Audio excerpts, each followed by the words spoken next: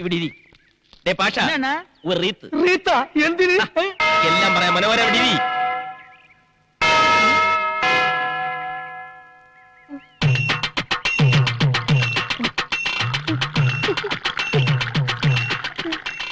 ഈ റീത്ത് എനിക്ക് ഇഷ്ടമായി. ഈ റീത്തിന്റെ കൂടെ തൊട്ട് നിൽക്കാൻ ഒരു പൂച്ചണ്ട് കിട്ടുവാ.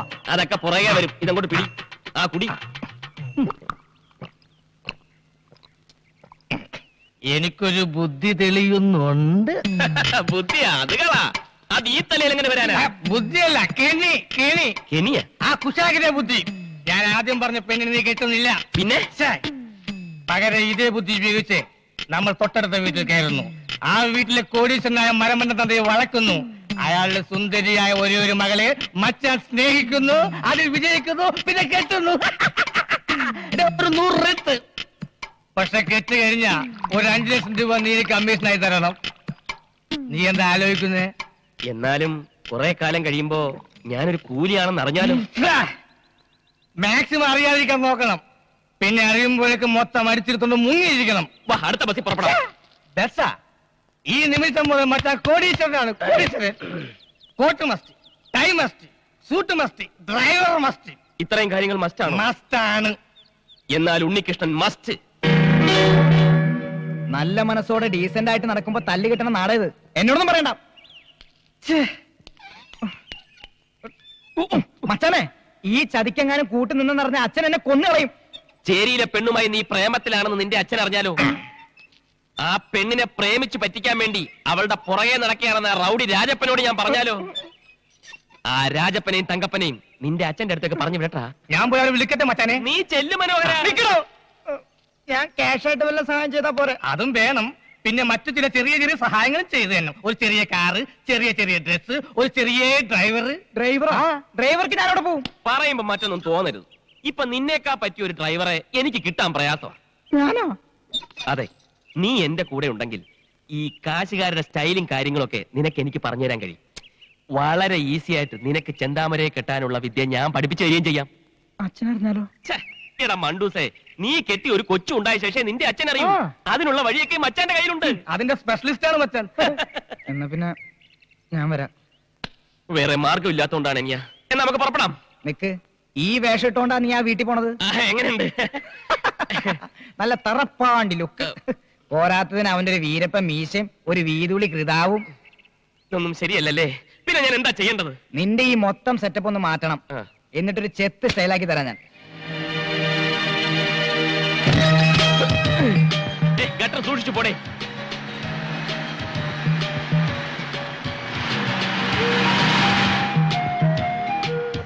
വെളിയിൽ നിന്നുള്ള അണ്ടിയുടെ വരവോടെ നമ്മുടെ അണ്ടിക്ക് മാർക്കറ്റില്ലാണ്ടായി പോയി. അച്ചോടൊക്കെ നഷ്ടത്തിലാണ്. കൂടുതൽ ആളുകൾ പണി ചെയ്യുന്ന സ്ഥലം ഇതാണോ? ആ, പിന്നെ കാണാം. സ്ഫോടനം അപകടമല്ല. അണ്ടി കമ്പനി ആളിക്കത്തുന്നു.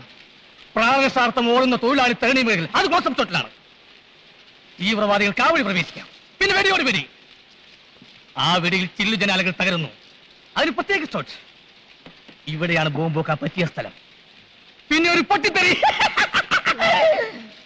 പൊട്ടിത്തെറിയല്ല, മുഖം പൊത്തി അടിയാണ് വേണ്ടത്.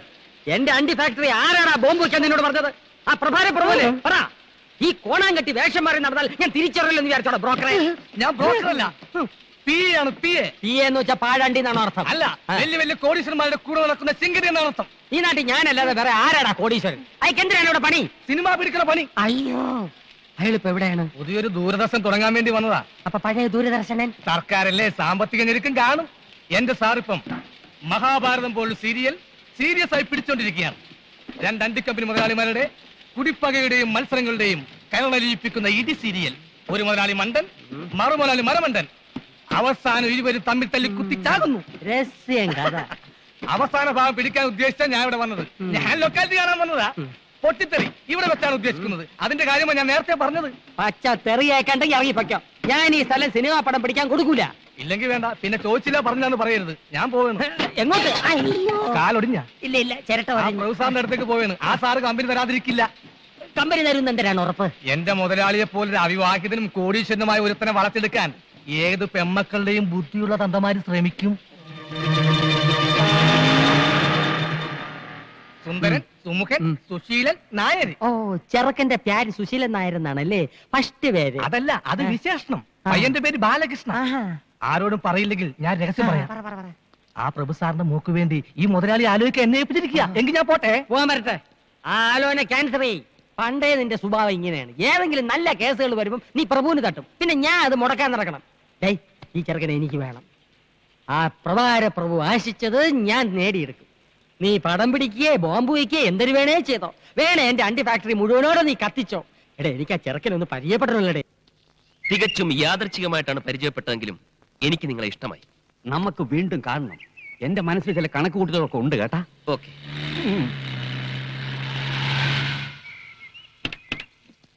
അവൻ മുമ്പേ എത്തി. ഓടുന്ന പട്ടിക്ക് ഒരു മുഴം മുൻപേ. ആ.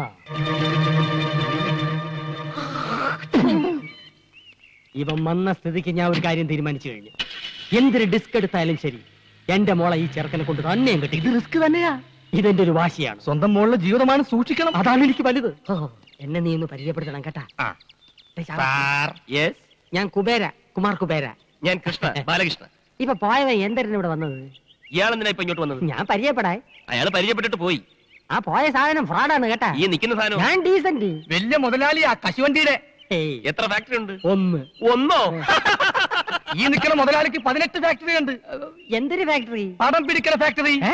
അതും കേരളത്തിന്റെ വിവിധ ഭാഗങ്ങളിൽ പറഞ്ഞു കൊടുക്കുക. ഒറീസ, ബീഹാർ, രാജസ്ഥാൻ, ഗുൽബർഗ, മധ്യപ്രദേശ്. വയറ് നിറഞ്ഞ്. ഈ നോക്കത്താ ദൂരത്ത് കണ്ണും നട്ട് കിടക്കുന്ന സ്ഥലം മുഴുവൻ മുതലാളി സ്വന്തമാക്കാൻ പോണു. ഒരു സ്റ്റുഡിയോ തുടങ്ങാൻ. ഈ ഫോട്ടോ എടുക്കുന്ന സ്റ്റുഡിയോ സ്റ്റുഡിയോ അല്ല, യുമാറ്റിക്. ഡ്രൈവർ, ഇയാൾക്ക് മനസ്സിലായില്ല, ശരിക്കും പറഞ്ഞു കൊടുക്ക്. ഈ ടിവിയിൽ വന്ന സിനിമയില്ലേ, അത് പിടിക്കുന്ന ഓ, ഫാക്ടറി.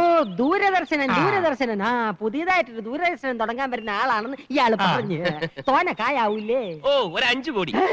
എടോ പിയെ, ഇവിടെ പരിസരത്ത് എങ്ങനെ 5 സ്റ്റാർ ഹോട്ടൽ വല്ലതും ഉണ്ടോ താമസിക്കാൻ? ഇവിടെ ഇല്ല സാർ. ഇല്ലേ? എങ്കിൽ ഈ ദൂരദർശന്റെ പരിപാടി ഇവിടെ വെച്ച് അവസാനിപ്പിച്ചിരിക്കുന്ന അച്ഛനോട് ഫോൺ ചെയ്ത് പറഞ്ഞേരെ. എന്റെ വീട്ടിൽ താമസിക്കാന്ന് പറയണേ. സാറിന് വിരോധം ഇല്ലെങ്കിൽ ഈ കുബേർ സാറിന്റെ വീട്ടിൽ താമസിക്കാം. എനിക്കത് ബുദ്ധിമുട്ടാവും. ഇപ്പൊ ഇവിടുന്ന് പോയ ആൾ ഇത് തന്നെയല്ലേ പറഞ്ഞത്? അയ്യോ, അവന്റെ വീട്ടിൽ താമസിക്കരുത്. അവന്റെ ഭാര്യയ്ക്ക് പകർച്ചവ്യാധിയാണ്. നിങ്ങളുടെ ഭാര്യയ്ക്ക് ഒരു വ്യാധിയില്ല. ഇനി വരാതെ നോക്കണം. ആ, മറ്റൊരു വഴിയില്ലെങ്കിൽ നമുക്ക് ഇയാളുടെ വീട്ടിൽ താമസിക്കാം അല്ലേ? ഡ്രൈവർ, ഒരു 50,000 രൂപ ചെക്ക് എഴുതി അയ്യോ, കൊടുക്കൂ. പണം തന്നെ എന്നെ അവമാനിക്കരുത്. ഇതൊരു സഹായമായിട്ട് കരുതണം, എന്റെ മനനിമ്മതിക്ക് വേണ്ടി. ശരി ശരി ശരി, എങ്കിൽ നമുക്ക് ഇയാളുടെ വീട്ടിലേക്ക് പോവാം. ഡ്രൈവർ, വണ്ടി എടുക്കും.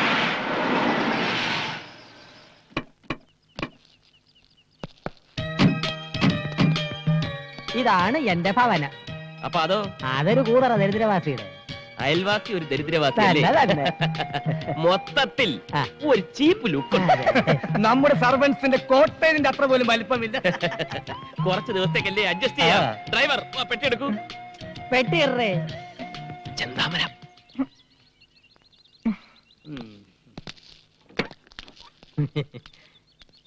എടടേ, എന്താ എന്താ? ഇവൻ എന്തോന്ന് ഇത് 10 കിലോ പെട്ടി വെച്ച് തിരിഞ്ഞളിക്കുന്നത്? തട്ടി തോളിക്കെട്ടടാ. കേട്ടടേ. തട്ടി തോളിക്കെട്ടടാ. കേട്ടടാ. ഇങ്ങോട്ട് പറയേ. ഇതൊക്കെ ഒരു നേക്കാ.